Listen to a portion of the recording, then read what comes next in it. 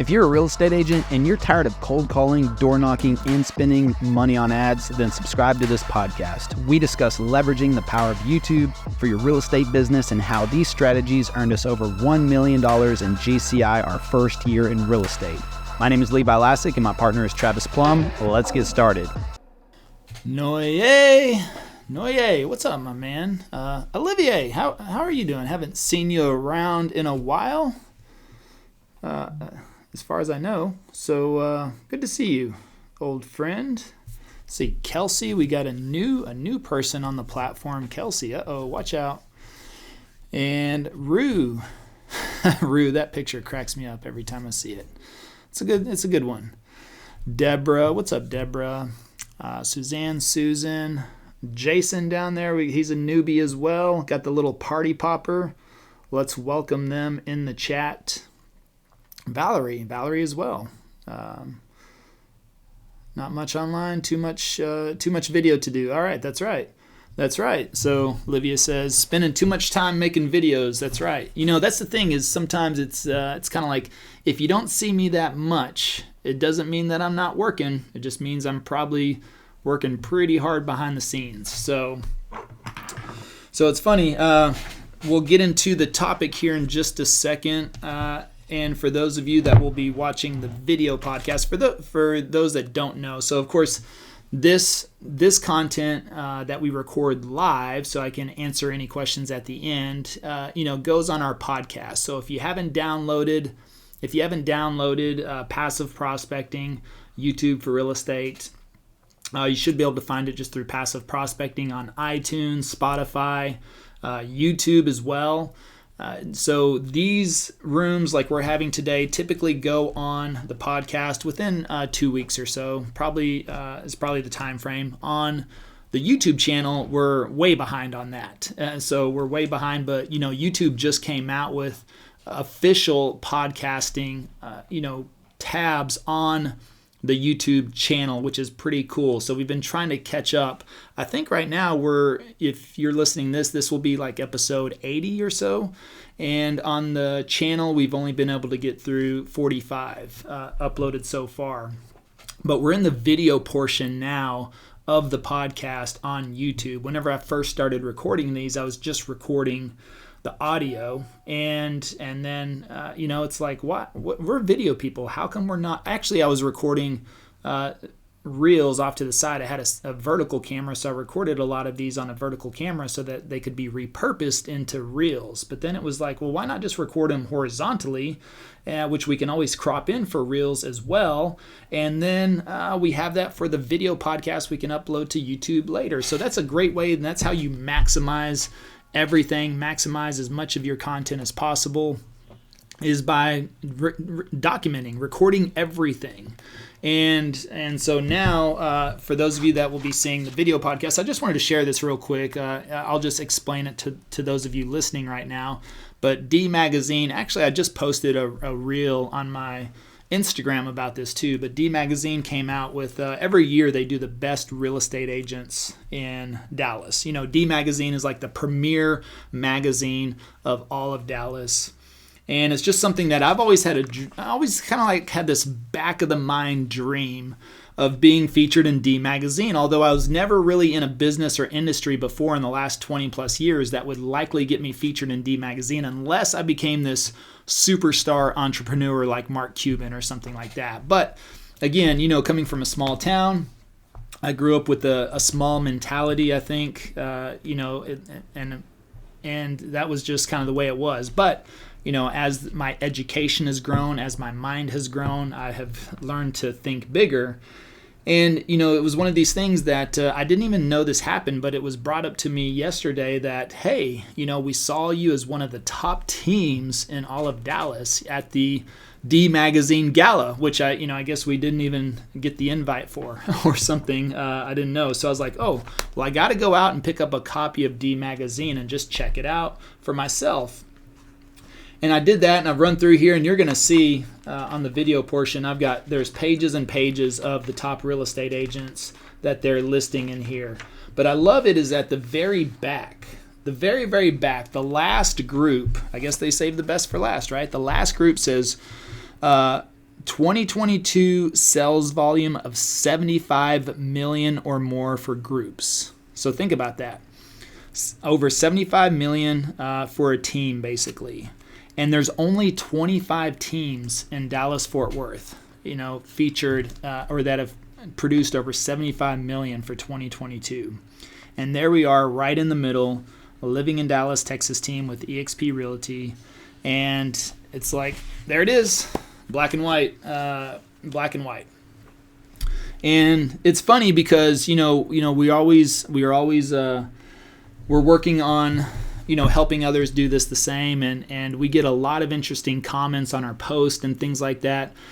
People are fact finders, right? They're investigators, always looking for, things. And so anytime I post and talk about results or, what we've done, then I'm always happy to show anybody, first of all. But second of all, numbers can be skewed throughout everywhere. And, they're always like, well, how come I don't see your volume on Zillow or Realtor? And that's a very simple question. We don't link to those platforms. You have to link the MLS to those platforms. First of all, we've never used Zillow or Realtor for leads. So therefore, we don't get reviews there. We get Google reviews, which, by the way, you can go check out our Google page and you'll see over 150, as the last time I saw, 150 Google reviews that are all legit from clients, so from closing those transactions. But also, we have a team. So we have a team and we do straight splits with our team, which means if we have a team member and we do a 50-50 split, 50% goes in our name, 50% goes in their name. And actually, really, because I'm partnered up with Travis, 25% goes in my name. So even if you do find sales volume for myself, it's really only going to be about 25% of what the actual number is. But at the same time, whatever reason, even like when within EXP, I know our individual numbers they're having a hard time with tracking that. We are the number 8, but if you look in EXP, we are the number 8 team in all of EXP in the state of Texas. So that's with over 45 million year to date, and so it's something like that. But you have something like this, like D Magazine, that comes out and shows your volume for 2022. Now it says over 75 million. We did over 97 million in 2022. 86.1 million of that was from YouTube alone. All right, so we did about another 11 million from referrals, really, referrals, and that was really it. Yeah, referrals, because we didn't really market. Now this year we're working on some LSA ads. We're doing some PPC campaigns to test out some things to diversify, because we don't want to be only backed into a corner just on YouTube. YouTube's been amazing. Over 30 million of our production so far this year has come from YouTube, which is great, all right? But we want to do more than that. We want to break 100 million this year. So we're going to have to step up with some paid strategy because we notice how our YouTube channel does shift with the market. And last year, at the first half of the year, the phone was ringing completely off the hook. Last half of the year kind of died down a little bit, of course, when interest rates jumped up to 6.5%, but we still made it through that, still closed out the year with 86 million. So for this year, we're on pace to close around 60, probably between 60 to 65 million from YouTube. So that's about 20 million shy from last year. So, you can look at that a couple of different ways. You could look at, YouTube's dying, or I don't think so. Think about this. If we could close 65 million from YouTube with 7% interest rates, which is what they've been at for the entire year, pretty much 7% interest rates, and that most of that coming on the buy side, that's pretty powerful. Can you imagine what's going to happen if these rates drop 0.5% or 1%? Or get anywhere close to 6 or 5.5, what's going to happen in the market? You probably know what's going to happen in the market. And so we're in the best position, in my opinion, to capture that. And that's the cool opportunity. But it all comes down to making the right videos, right? Not making the wrong videos, which is the topic we want to really kind of cover today. And, thank you for letting me rant there. I just wanted to share that. It's pretty cool just to see the name there in the D magazine. It's just those things you see. It's kind of like watching $1 Million Listing. I've always been a fan of real estate, always been interested in real estate, always just wanted, I always kind of had that dream to be a full-time investor. But I never really saw the clear path to it. I dabbled in investments before. I've done some fix and flips, rentals, Airbnb, and I just could never turn it into a full-time business. But I always loved real estate shows. When it came to TV, I'm not really a big TV watcher, but I was always loved the real estate shows. I even watched them in the beginning. If you remember, there was this one guy called Armando, I think, in San Antonio. He had a flipping show. I think it was on A&E or something like that. I'm not even sure what that show was called. If you remember that show, let me know in the chat. Allow me to take a quick break to remind you that we have very important links in the description below. If you want the full story of how we closed over $1 million in commissions our first year and over $2.3 million in commissions our second year, check out the first link. Also, you have the link to our #1 Amazon best-selling book, Passive Prospecting. Last, if you enjoy this podcast and you're a giving person, leave a 5-star review, please. Now back to the episode. And that was Armando. His name was Armando, I think, in San Antonio. And he flipped a lot of, little $100,000 houses, $200,000 houses. But I was just always intrigued by that. When $1 Million Listing came out, I was intrigued by $1 Million Listing. I thought, man, what a great show. And I watched since episode 1 of $1 Million Listing New York. So you watch somebody like Ryan Serhant, for 10 plus years. And I didn't have cable or anything like that. So I would buy the season of that on iTunes or something and just watch the season whenever it'd come out. And, something I always enjoyed. But you sit there and watch somebody like Ryan Serhant for 10 years, and I would never think, I would be like, oh, that'd be cool. It'd be cool to meet him one day, or Frederick, or, whoever else is on the show. I always thought, but probably not ever going to happen because I'm not in real estate. I'm not an agent, yada, yada, yada. And then you fast forward and within 2 years of the industry, not only am I speaking on stage with him, having dinner, but then he writes the foreword for the book, Passive Prospecting. And it's just amazing how your life can change and the direction it can take in a very short period of time, especially when you focus 100% on something. I think, for me with YouTube, this was the first time in my 20-year career that I really went all in on one thing. I just said it's just not the same as a broad spectrum SEO strategy. Oh, Levi, do we have you back? Yeah. Oh, I did. Did you lose me? Yes, we couldn't hear you for about 5 minutes there. A whole 5 minutes? Yep. Oh my goodness. You're gonna have to repeat it. Oh. And I'll pass it back to Levi. Where did I drop off? Well, it sounded like you dropped off about when you jumped into your car. It was a while ago, so I'm forgetting where you actually ended the conversation. Oh, I'm still D magazine. Talking about the D magazine and the what you made this year, and that is YouTube going to go away? And no, of course not. And different things that obviously work on YouTube. I think Oh, okay. Well, that was a lot. Wow, and I didn't get in my car. I'm sitting in the exact same spot. So. Oh, it sounded, well, maybe somebody else turned on their microphone. It looked like somebody connected to you know Bluetooth. what? You know what? They're taking my Bronco to get. I had to replace the windshield because it cracked, and I have a UV tint on the windshield. And so they're taking the Bronco right now to get the UV tint back on the front windshield, and I bet you my phone just switched over to Bluetooth. So whoever... Yep, it sounded like your car turned on, so... Okay, all right. Mystery solved. Gotcha. Well, there you go. All right, well, that was a really good 5 minutes that I was just freestyling on now. But if you're watching the video version of this later down the road, then I'm going to have to apologize. Maybe we'll edit this part out. I don't know. I'll have to, because I'm going to have to go back and repeat. So... It was, let me see, D Magazine. I was talking about, I think just the cool thing about being featured in D Magazine. It's something that I've read and sifted and seen D Magazine on the shelves of Dallas for the last 20 plus years.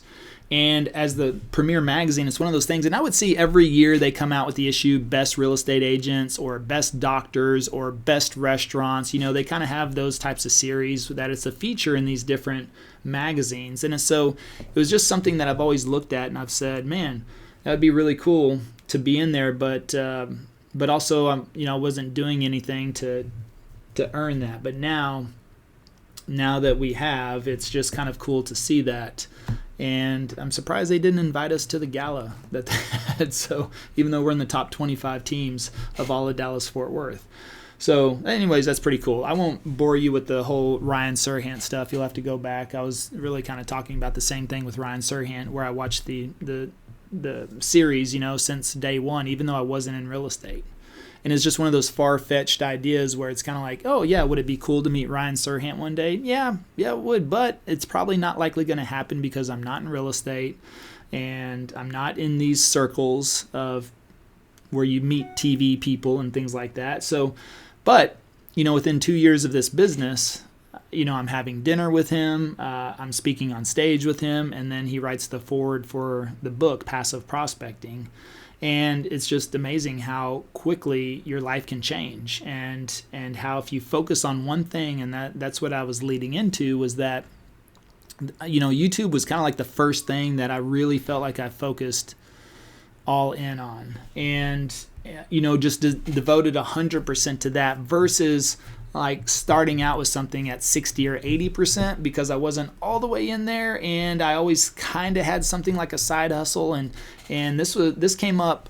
What was I listening to? Something yesterday. They were talking about I was reading in a book and they were talking about side hustles, and I just think a side hustle could be a good thing. It could be a very dangerous thing too, because if it pulls you away from focusing 100% on your goal, I really believe that you will likely make more money focusing on your primary goal than trying to have a side hustle to supplement that income. But it depends on where you're at. Now, if you have a job and your side hustle is real estate, did you lose me again? Nope, we can hear you. Okay. If your side hustle is real estate and you're trying to get out of the job, well, then clearly you're not focused 100% on the job. Now, does that take away from your focus on real estate 100%? Yes, a little bit. But here's the good thing about having a job. The good thing about having a job is that you have a steady income, at least you should, right? You know exactly what you're getting paid once or twice a month.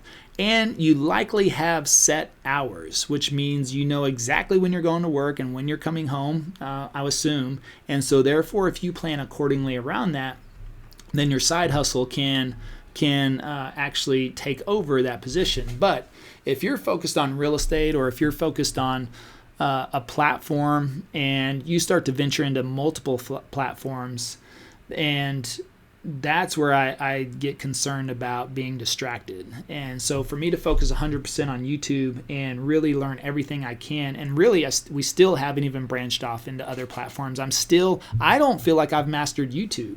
So, if I start digging into TikTok and Instagram, I'm really concerned I will lose focus on YouTube. And do we post there? Yeah, sure, absolutely. We do have presence there, but I'm not researching TikTok and Instagram and how to grow the audience there. I mean, I'm just letting that happen. I want to focus on how do I generate business from YouTube more and more. And just the more I dig in, the more I learn. And every time I learn something, I feel like I learned something that completely is the opposite of what I just learned at the same time. But it all comes down to you and your channel testing things. We're talking about video strategies that don't work on YouTube today. And what I really want to get into there is that you have to test everything. Test everything. It's funny because I did talk about this on Monday in a mastermind group. And I was like, look, we just posted a new video. I'm in competition with myself, first and foremost. my goal, the cool thing about YouTube is it tells you, the ranking of your last 10 videos. So in my opinion, like I'm trying to get to number 1 every single time we post a new video. And right now, this video we posted is number 1. It's beating the number 2 video by over 1,500 views. So that tells me we're on the right track. Now, the video before that I posted landed like number 4 out of 10. So as far as views and everything in the beginning of it was not the best. Now, that was a listing video as well. So the listing videos I don't expect and usually don't just come roaring out of the gate. They do generate interest, but that wasn't a multi-million-dollar property, and therefore I didn't expect it, but at the same time, that's what it did. And right now it's still number 5. Actually, that video is still number 5 out of 10, so it still outperformed 5 other of the last 10 videos that we published. But this last one we published, now it's number 1, and it's outperforming by 1,500 views, which is really good. And that's great. But now that means the next video that comes out is I'm going to want that to outperform that one, which is constantly getting me to evaluate and adjust and see how I can improve and do things better.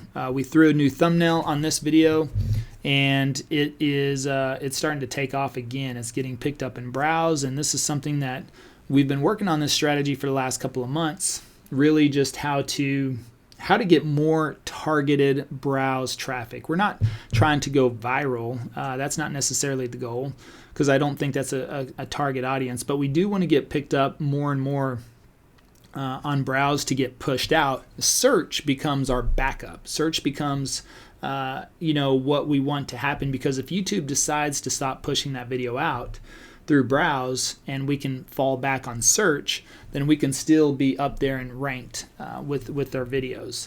But what videos don't work? I mean, I would say experiment and try almost anything. However, videos that I have seen that really don't work over and over again, I just haven't seen a lot of them that have ever done well.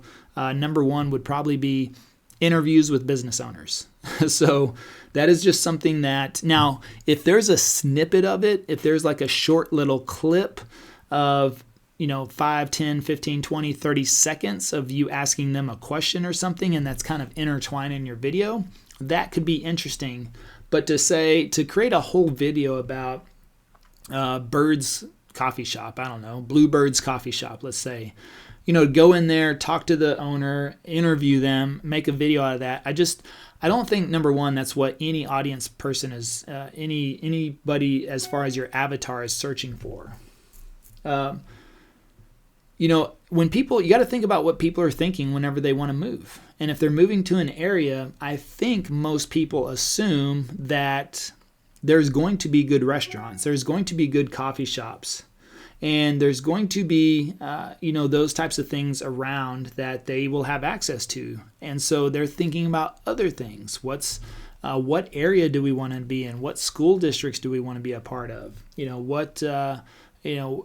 we want to be close to work, close to relatives, budget, price range, those types of things really kind of fall into place.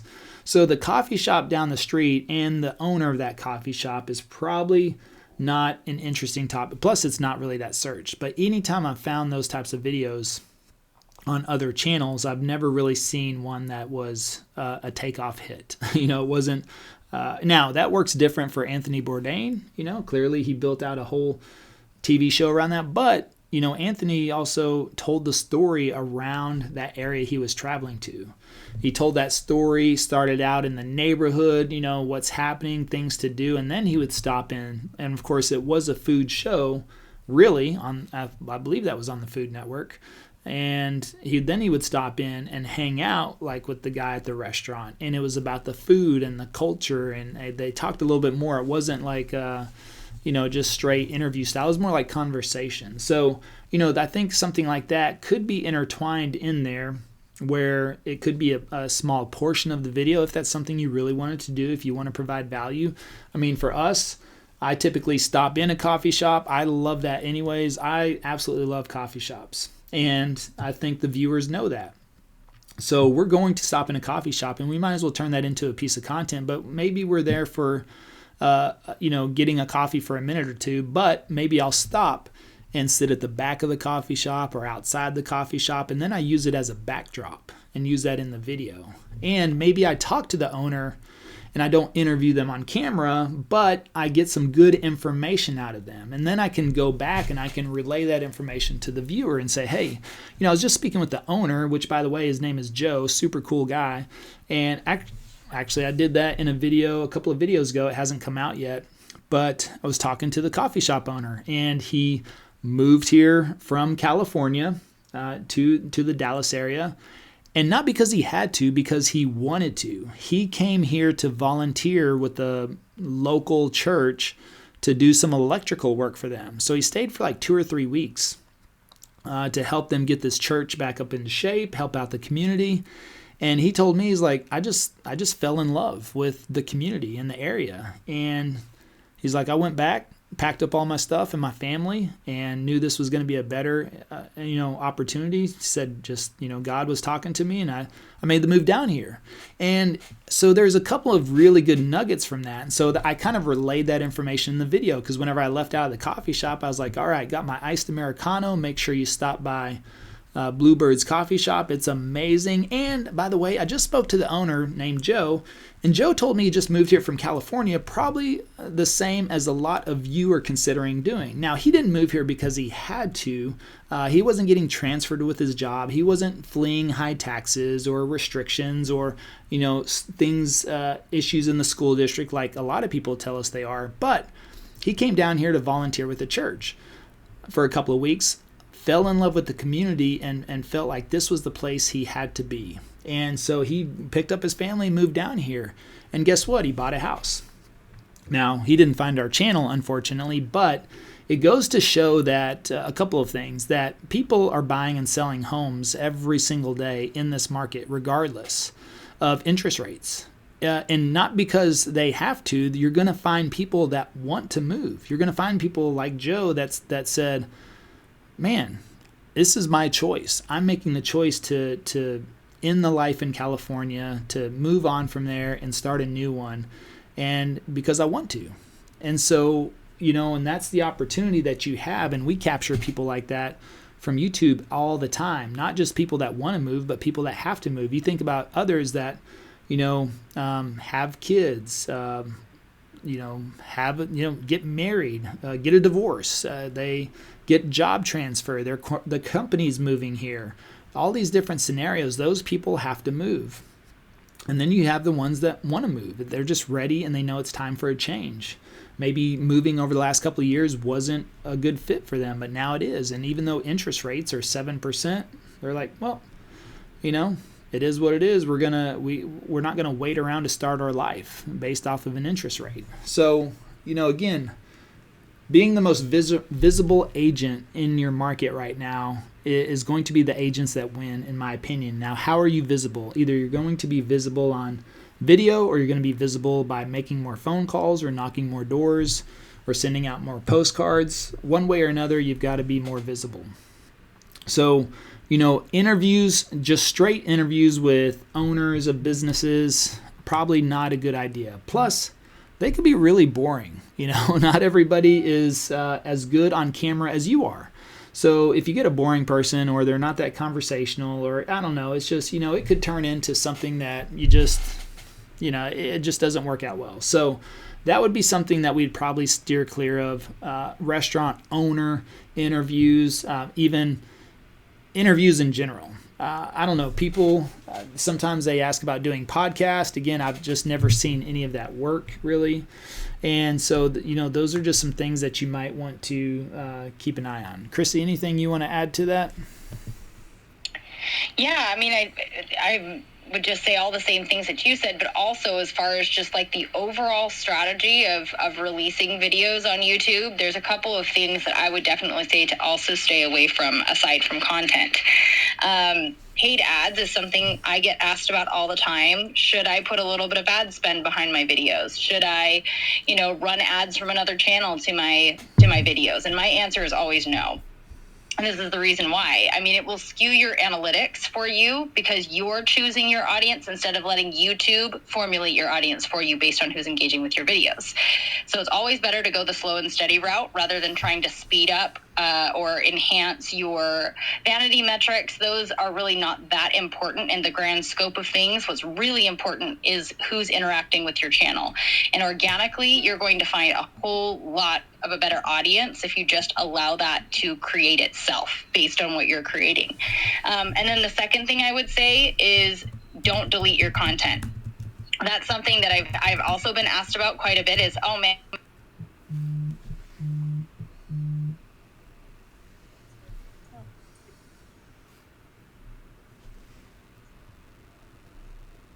Hello?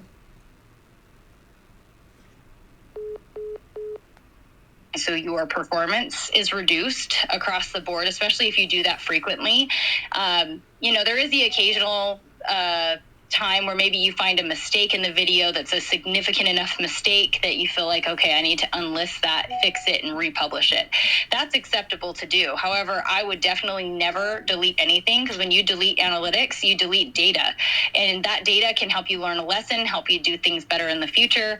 And there's also opportunities to re-optimize something versus deleting something. And I'd always defer to re-optimizing something before I try to even enlist something, and definitely before I delete it. So definitely don't do that. That can definitely mess up your analytics, and I would advise against that. But between those two things, those are things that I've had several questions about in the past week, so I just thought I'd mention those. Yeah, another one, shorts. That's also another video that's a topic that comes up quite a bit. And I'm just still completely on the fence on shorts, because I do know that they can definitely get you some views. I know some channels that post a lot of shorts, but I think you definitely want to build your content off of long form. You want to build your foundation off of long form. We've experimented with shorts. I don't think they've hurt the channel. Some may say that don't ever publish a short, it'll kill your channel. I don't really believe that. A lot of our shorts are still coming back now that shorts are searchable as well. If I actually look and go into shorts by themselves, I think we've gotten like 8,000 last time. Yeah, 8,000 views in the last month from shorts that we posted. We've only posted 2 batches of shorts on the channel. Both times I was testing and looking at some things. Didn't tank the channel, didn't kill it, and also it's just fine. They're actually still getting found through search, and so they're still popping up and still bringing views to the channel. Let me see here. Let me click on my shorts real quick and just give you the exact number in the last 28 days. Yep, actually it's 8,000. Actually, it's 8,000 views just from shorts in the last 28 days, and 72% of that has come from YouTube search. So those are still getting found. That could create, if people are searching that type of content, which we made it on things to do and places to eat in Dallas, Texas, that's something that maybe you do a short on a restaurant if you really want to do that. But, is that capturing the right viewer for your channel? And probably not, but it does create awareness. But, again, if you can get, people to subscribe no matter where they're at. Some people will also say that they don't want real estate agents watching their channel, which I don't have a problem with that. I know we get a lot of exposure, especially with real estate agents, and I'm happy if you watch our channel. All I ask is that if you watch a video, watch it in its entirety. At least give us some good view duration. But I've had so many agents reach out and say, love your channel, I would like to refer you a client. And so from a referral standpoint, it's worked really well for us on that. So that's something that shorts, I think you have to experiment. What I wouldn't do is just go crazy posting 2, 3, 4 shorts a day and 1 long form content. I would build long form content as a solid foundation where you're generating business. And then from there, once you're generating business, you have a solid foundation of long form content. If you want to do some experiments there it's worth experimenting with. Hey, you could crack the code on shorts. We've gotten a lot of views from shorts, but I can't tell you. I mean, nobody's ever said, "Hey, love that short form video. That's why we gave you a call." That hasn't happened. They do say love all your videos, but that's probably not. Let me see. I'm just looking at shorts again. Yeah, we've had over 161,000 views just from shorts. So, and they're still growing steady. If you look at the chart, you'll see the spikes where we posted shorts when we did the 2 experiments, and we got huge spikes in views. And then it's steady growth. It steadily grows because they're getting picked up in search. So from a long-term standpoint, it doesn't appear like shorts hurt our channel, but did they help? I don't know. But if they find a few more people and that creates awareness, and then they find the channel and they become subscribers, then yeah, that would be good. So we got interviews, we got deleting videos. What else do we have, Chrissy? I think a big one is also obsessing over all of the analytics, because there's so many statistics and analytics on YouTube, and I think that you can get information overload very easily, and it can be very overwhelming and maybe even stop you from doing your videos. I think it's important to pay attention to some of the really important analytics, like the click-through rate, your overall reach, the sources, the traffic sources, where your traffic is coming from, how much engagement you're getting, your comments, watch time, view duration. There are some, and we talk about these in depth in the course as well, but there's a lot of little statistics here and there that if you kind of dial down too deep, especially at the very beginning, you can probably overwhelm yourself to the point where you don't want to do YouTube anymore. As long as you're paying attention to those key analytics, that's really what matters. Another good one is also obsessing over your subscriber count and your overall views. Especially at the very beginning, I get, in the video editing program, sometimes I'll have the complaint after the first or second video that there's only 15 or 20 views on their video. But you have to remember that it's a slow game. YouTube is not an overnight success platform where you can just immediately go viral. You need to make sure that you're doing it the slow and steady path.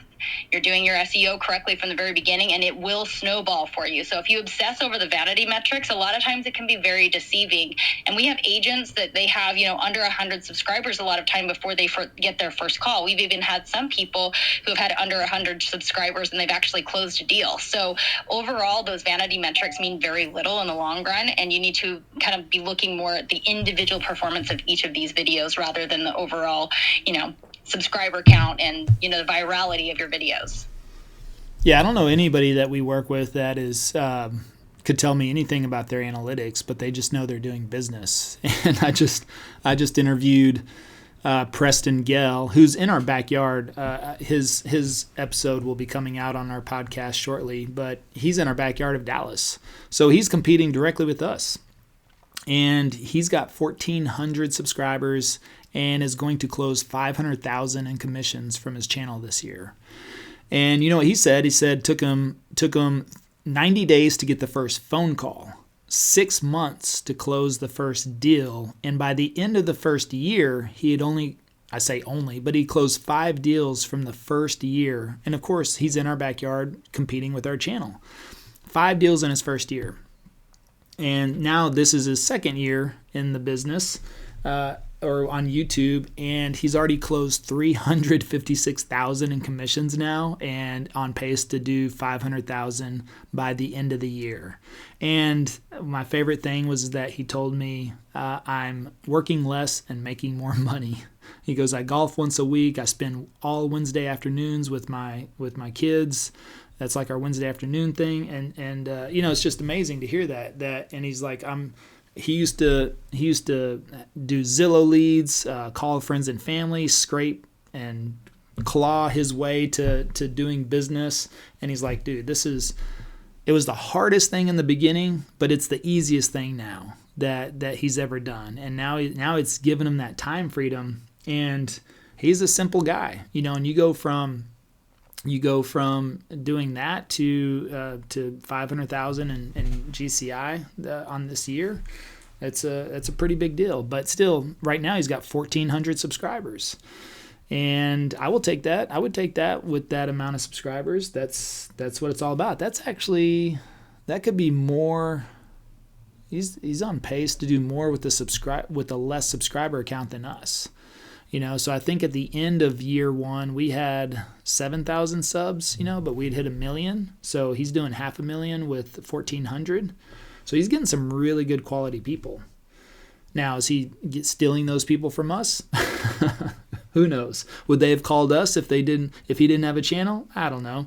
Maybe. But again, no one channel is ever going to capture all the business in a market. So even if there's 5, 10, or 15 channels out there, people are going to watch them and they're going to call the person that they relate the most with. And so that's a good video not to make, is don't make a video that is not you, that is some character that is a complete ripoff of something else or someone else. You have to be you. You have to dig out your own information. And if you're in Dallas, Preston can draw inspiration from our videos, but he's not going to turn around and copy my videos word for word and try to be me. He's himself, and that's what attracts the business to him. That's what attracts the business to us, is our personalities. I did have there was one person in Dallas. I got them to stop, though. They were directly downloading my videos and posting them on their channel. That's crossing the line right there, okay? It's one thing to watch the channel, get some inspiration. It's another thing to download the videos and then post them on your own channel, which I just was completely bizarre. Got them to remove all those, but hey, it was interesting to say the least. But anyways, let me see. I'm going to go in the chat real quick, check a couple of quick questions.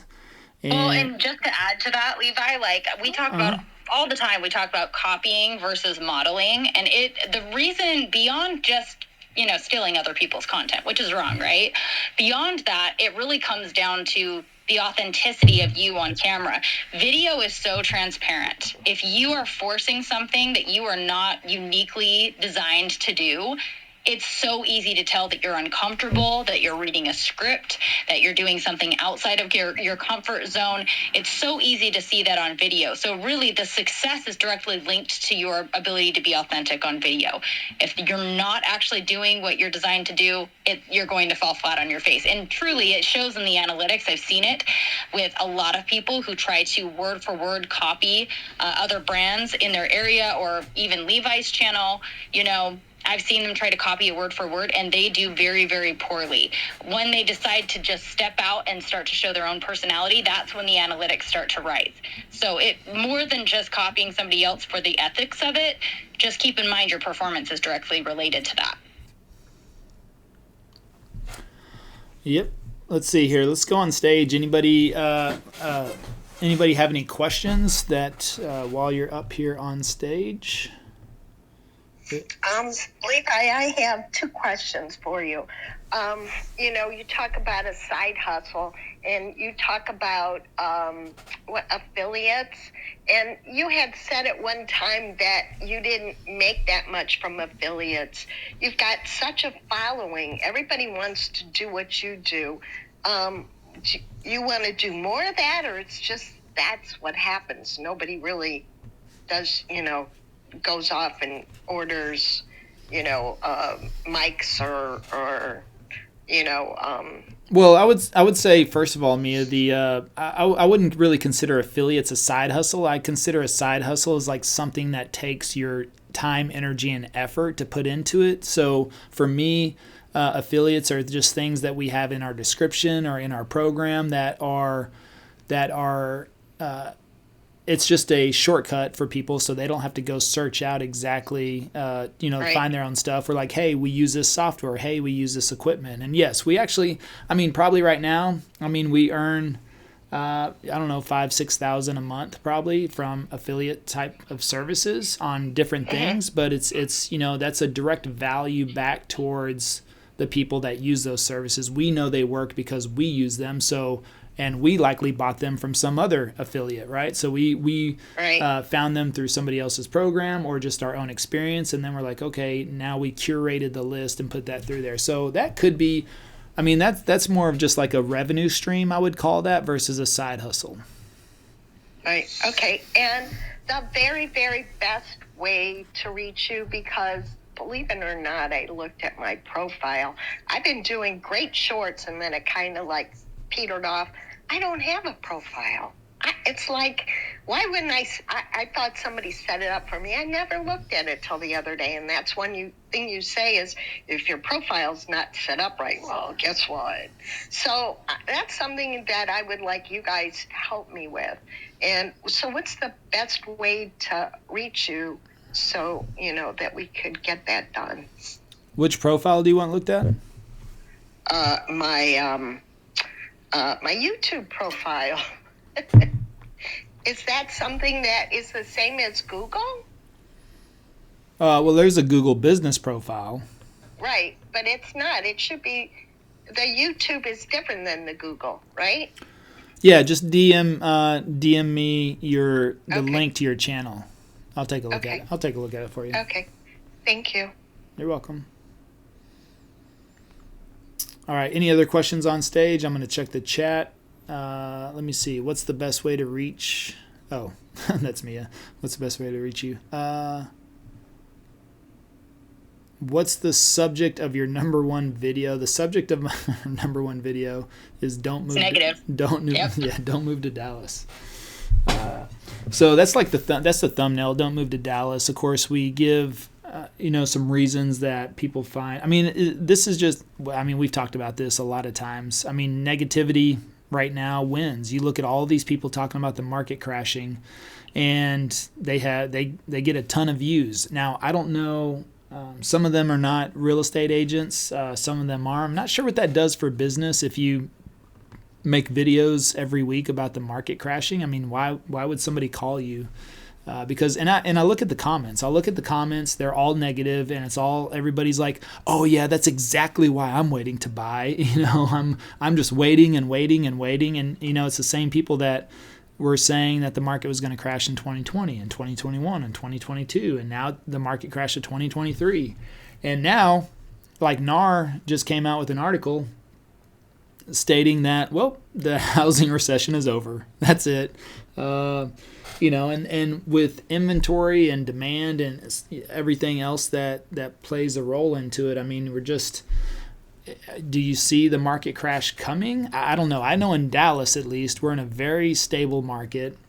Yes, we had, 2 crazy years during 2020 to 2022-ish there. But things are kind of leveled off, but prices are not going to drop 100, 200,000 in Dallas. They're just not going to happen. There's too much growth and opportunity and expansion and the economy and everything else that's going on here that it's you may have your next window between now and December because of seasonality. You might see some drops, but those drops during the next few months, at least in Dallas, are likely going to be higher than the prices were last year. So will they drop a little bit lower than what's happened this summer? Probably so, but those prices will still probably be higher than last year. So you likely still missed out on a good 20, 30K in equity possibility. So, that's just something that you have to have those conversations with people and help them understand the value. And I heard a really good point today. My good friend Mark, he said that regardless, even if home prices stayed the same for the next 10 years, they didn't appreciate a penny, you're still building equity because of principal buy down, contributing towards the equity in your home, which is a really great point. And so, we're always thinking about appreciation, but, if you get appreciation along with principal reduction, then your equity can really grow significantly. But even if there was zero appreciation, the market just stayed flat for the next 5 or 10 years, you're still paying that down. So if values remain the same, you're still going to win in the end. But, all those types of things are just different scenarios that you want to be talking through and helping educate your clients just so they make a decision. I'll tell you, none of our clients that bought last year or the year before regret that. So, they all have equity in their homes. We're seeing a lot of homes right now we're getting under contract still getting appraised at 10, 20, 30,000 above what we're contracting at. So a lot of these clients are still walking in with some equity with what we're seeing. So, there's just different opportunities out there, but the negativity, now we in our video, we kind of spin that, as far as kind of giving the counterbalance. So we kind of start out with the negatives of living in Dallas, but then we say, okay, but this is not so bad, or that's not so bad. And of course at the end, so, and it's really the main one we've done. We don't focus on that every single week, and but it probably wouldn't hurt. It's definitely clickbaity. It'll get people to click and watch. And but our second most viewed video is what is that? Is that a? Oh, isn't it another Plano video or something? No, it's the pros and cons. No, it's a property. It's a listing tour. I thought it was the pros and cons of Dallas. No, our Should you move to Dallas? No, our number 2 video is a property tour. Oh, you're right. It's a $3.8 million McKinney house, huh? Yeah, the McKinney house, which is awesome. The next one after that is the top 5 suburbs of Dallas. The next one after that is what does $300K get in Frisco, Texas? The next one is a community tour. So the one after that is top 8 neighborhoods in Frisco. So so what we've noticed is, like, don't move to Dallas. That's a 28-minute video. Frisco's top 8 neighborhoods. That's an hour video, 1 hour. That's a lot. So it's just something that we're seeing. A lot of the longer videos are withstanding the test of time, which is why over the last month or two, we've been focusing on making longer videos, just because that's what we notice in our analytics. And I'm working on combining videos. So if we go out for a vlog tour, instead of just doing a vlog tour and then coming home, let's say if we do a vlog tour for 20 minutes and then go home and make a separate video of pros and cons for 20 minutes, it's like, why don't we just do the pros and cons with the vlog tour and make it a 40-minute video? All right, yeah. And then we're already out and about in the community, and then we can actually talk and show the pros and cons.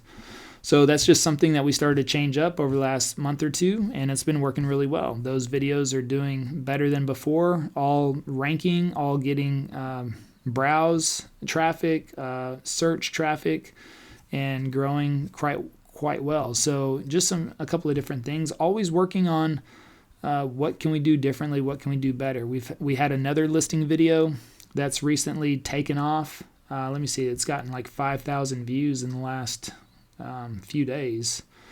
So, but it also took a little bit over just a month. It had slow, steady growth for the last month, and then it just, it's taken off in the last 2 weeks and really grown significantly.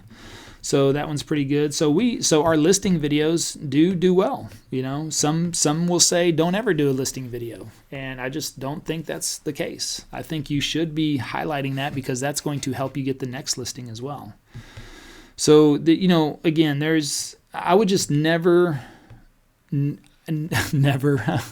about to give you an absolute, which is never get caught up in absolutes.